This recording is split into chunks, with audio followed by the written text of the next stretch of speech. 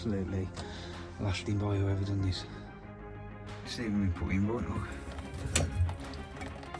Yeah, I'm tight now. I've just noticed something as well, that if I'd left it, I'd cried. This is the ball that's been giving me the headache. To be honest with you, I've asked a few people about this and they don't know what it is.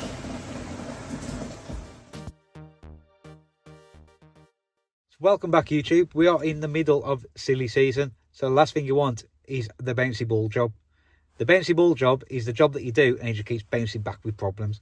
And we had that on the boiler that we installed. This is the second time we're going back out to it because of a noise coming from the boiler. So I thought I'd include it in the episode just in case you fit one of these boilers, the same situation that I've got, so it doesn't catch you out. And also we've been called out to a boiler service, and when we look at the install, we just know that it was lashed in last thing on a Friday. It's a terrible install, to be honest about. Well, you give me your opinion on it. So we've had to put a few things in there to put it right.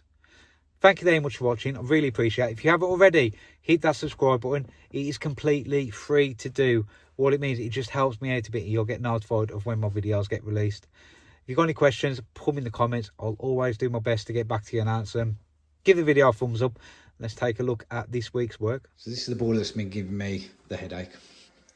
It's Bouncy 800 that I fitted in October, which is about near enough 2 months ago. Boiler works fine. I've got heating, got hot water, it works great. However, I'm getting this noise.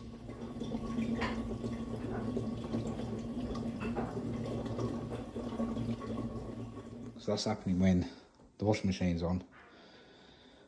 Sometimes when they empty the sink. Now I'll come back and repipe the condensate underneath the sink, so I thought it was blocking up, and I thought, job's good and that'll do.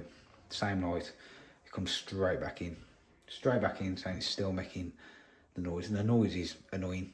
It is, I've heard it. So I've heard what I've heard, but I've heard it on the video, so I've got to come up with a solution to stop what's going on with this. We've got to come up with a solution to sort it out. So this is a solution we come up with. It's a McAlpine con valve. It did have a different name. I'll have to put it on the screen. It's a 1923 non-return valve. So yeah, what we've done is cut that pipe out. I'm going to put that in. Probably going to have to repipe that now. But only let the water flow one way. So I'm hoping what we can do is put that in, empty the sink a few times, put the washing machine on, and see if that does it. But it's just like a compression. So it's 1923, so it'll easily do 21.5 condensate. So let's get that in, pipe it up, see what happens. It's just pipe up on there. You can't really see it that well because it's hard to tell, because it's just cut that in. Try getting in. So that's the old pipe work out. That's the new pipe work. It's hard to get an angle, sorry. If we come around here, there you go.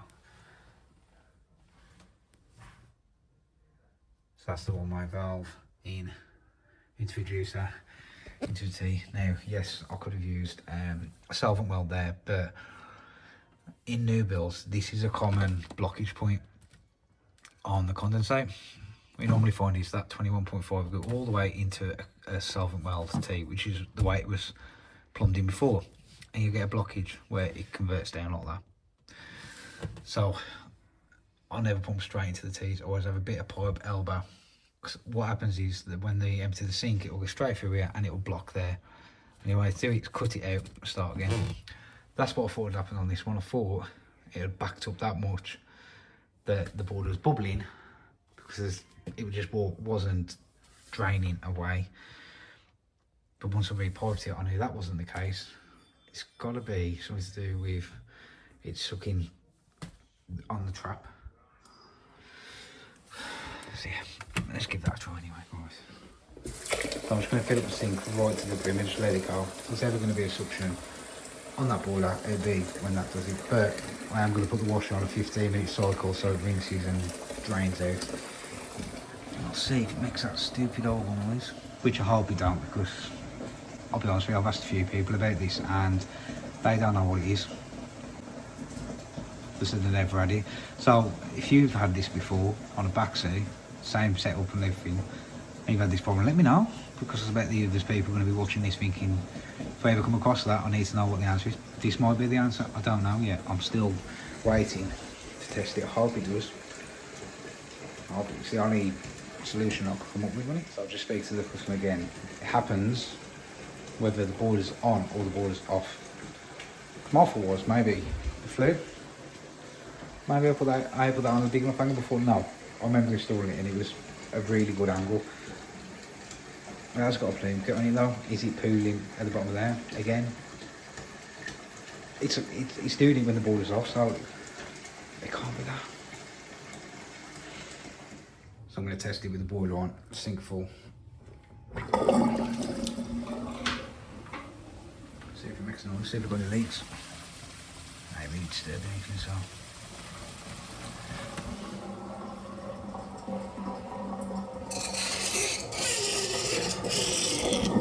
That's normal.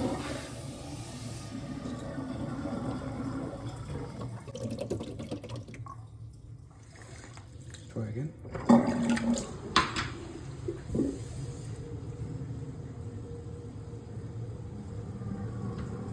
It's definitely something on the top eight.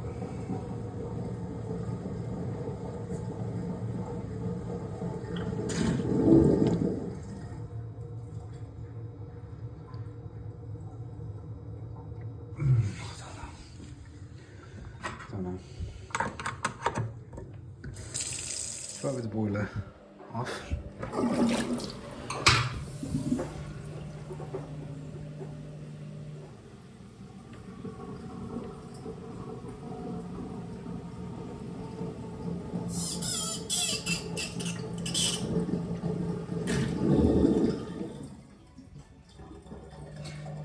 See, the trap's affected.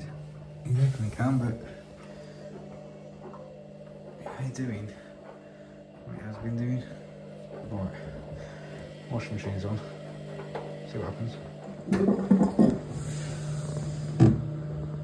You see the trap moving, cool, yeah? But to me, it's really filling back up. It's only moving back and forth, back and forth. Oh, I don't know, man. I'll just look and see, I think. So the washer's emptied about 3 or 4 times. I'm just sitting in there watching the washing machine go round. I've just told her, like, just carry on, life as normal, monitor it, and if it carries on, you'll have to give me a call, will you? So either the next bit's going to be another job, the end of the episode, or it'll be me back at this job. Oh, I'm excited, let's find out. So that fix seems to have worked. I've done that on Tuesday. It is now Saturday, and the customer hasn't rang to say it's come back in. So what I was thinking with that non-return valve was, nothing will go back up, but thinking about it, if it's got a suction on it, it'll just suck that non-return open, but it's worked. The only other thing that I think I could do is tee off and put an air admittance valve in. So it's above the bottom level of the sink, basically. So I've got enough room at the back to that. So I was thinking, if it come back in, I could put an air admittance valve in. Have you ever had that on the back seat? Let me know, though. Hopefully that will help you out, just in case you ever get that fault. So this is the boiler that I was talking about. Let's take a look at this boiler. Let me know what you think about this one. Also, I've invented a new code. Let me know what you think of that as well. This one's a 3-year-old Ideal Logic that's just been lashed in. Absolutely lashed in by whoever done this. Not a good install at all. It's leaking from there. I noticed this on the service. Just laziness, ain't me? Look at that condensate. Absolutely crap. I told them they haven't got a filter neither, so today I'm going to be putting in a filter so I need that leak. So first up, let's see if this works. I'll cut off the cold and I can just remake that pipe. I'm just going to put in a coupler. I mean, really, I'd want to repipe it all the way around there, but yeah, we're just sorting out the leak for now. Let's get you off. So just cut out a section of pipe work. You don't need this bypass. You don't need a bypass on these boilers. You really don't. So I'm gonna cap that off. I mean, yeah, it'd be better if I could just repipe the hole. I'd love to scrap this and start again, but time and money ain't. Not had a clean. Well, I'd be very surprised if this one's had a clean out or anything. I couldn't even be asked to cut down his cable. Unbelievable, man. You can pull that straight down into there. What's possibly the extra joint? Rough, man. Absolutely rough. So cut that back, cap that, clean that pipe. I'm going for 80 micro. That'll sit nice in there. Repipe that, just cut that out and start again with that as well. I wonder if it's even been put in right, look. They haven't tightened that up. That was loose. I wonder if that's even in the joint. Let's have a look.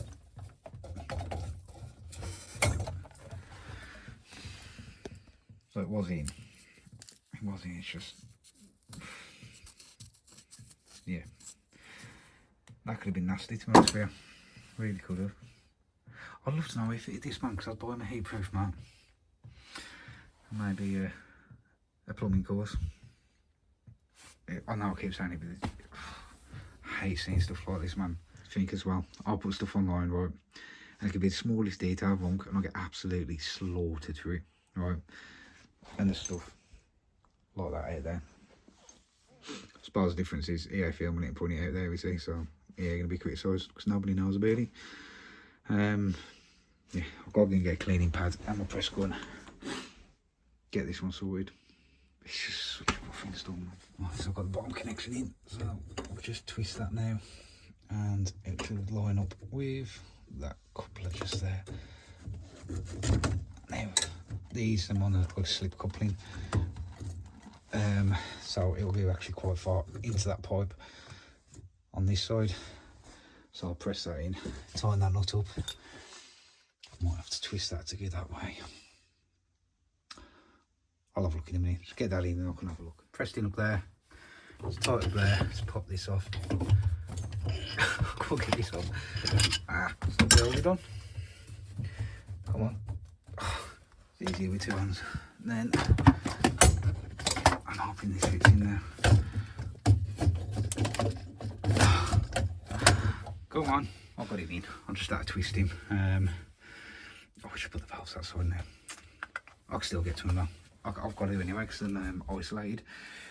Let's clean this bit of pipe up, put a bit of pipe in there for the hot. I'll turn the valves around. I couldn't leave it like that. So now I'm going to press this cold in. Should be nice and quick.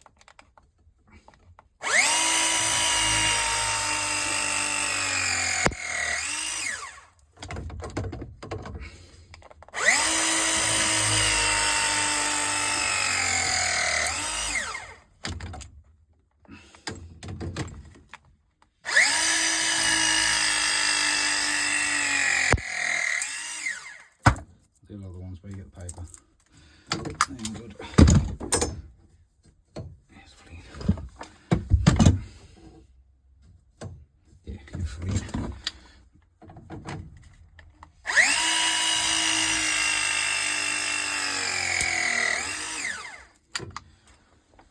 Go. Right. Just cut this back. Get this capped off. There we go. Filter and leaking pipe work sorted. I know, I'd love to rip all that in and start again, actually do so it looks decent. But it works. Works, doesn't it? And that is how people get away with it, because it works. It'll allow you to fit a boiler. You know, you can teach someone in a matter of weeks to do it properly. Yeah, that's a different story, but I hate seeing stuff like that. It's just been lashed in. You know it ain't been cleaned. It's got no protection on it whatsoever. It could do with long scale grease, couldn't it? Very quick one on the press. That's the ACL 103 Nova press. You just see me use it in there. I've had it now just over a year. Definitely one of the best investments I made. It speeds you up no end. Trouble like that, there was a bit of water left in them pipes, but that's probably took me, what time is it? It took me 45 minutes to do. Soldering, you can imagine trying to get in there and do it. Press is the way forward, really. I know some people are going to say solder look better. It does. Solder does look better, but press, rapid now. Absolutely rapid. Right. Just going to turn the tap off, turn the drain down hose off, close the vents, fill up, get the water back on. And that is job done. Right, taps them off. Let's go.